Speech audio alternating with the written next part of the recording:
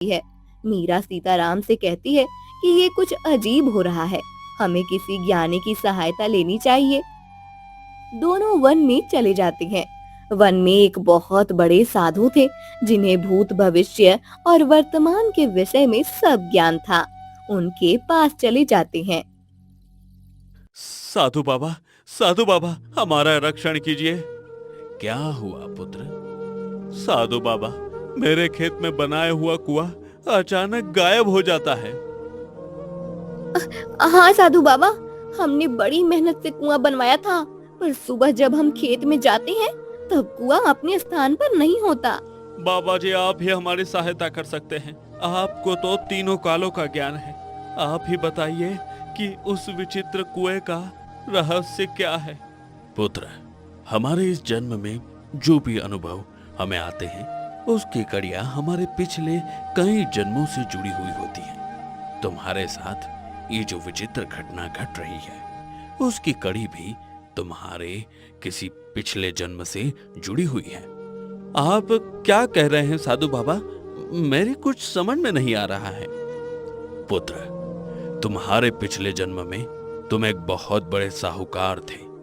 उस समय तुम बहुत धनवान थे और तुम्हारे बड़े बड़े खेत थे, और तुम्हारे बड़े बड़े खेत में एक बड़ा कुआं था। वो कुआं इतना बड़ा था कि पूरे गांव की प्यास बुझा सकता था। उस कुएं का पानी कभी खत्म नहीं होता था। एक बार गांव में अकाल पड़ा था और एक दिन। साहूकार जी, गांव में अकाल पड़ा है। आपके खेत के कुएं में इतना पानी है, अगर आप कहें तो मैं थोड़ा पानी अपने घर ले जाऊं। घर में बिल्कुल भी पानी नहीं है।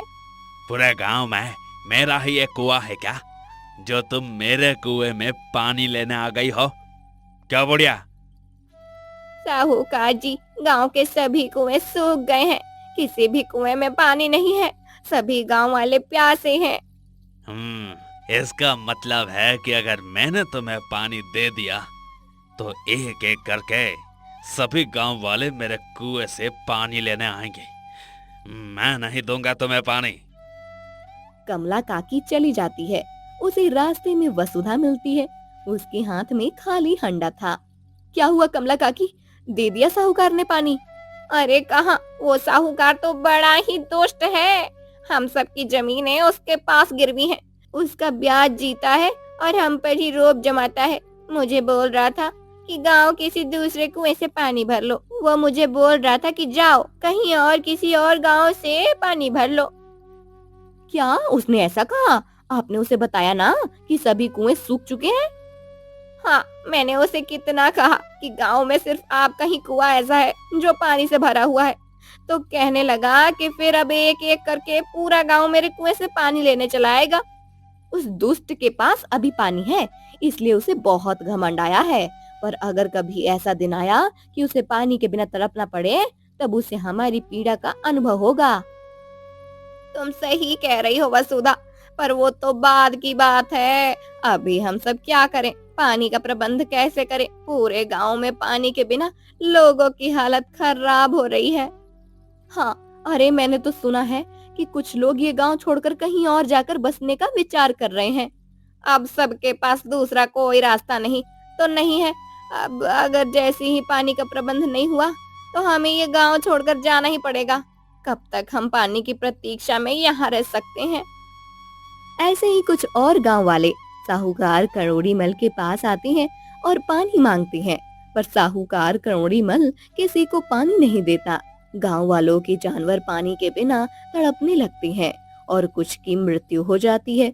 फिर सभी गांव वाले अपनी जान बचाने के लिए गांव छोड़कर पानी की तलाश में निकल जाते हैं। सभी अपने कपड़ों की पोटलियां लेकर वन के मार्ग से जा रहे होते हैं। तभी उन्हें एक शिकारी बबूली मिलता है। अब इतने सब लोग एक साथ कहाँ जा रहे हैं?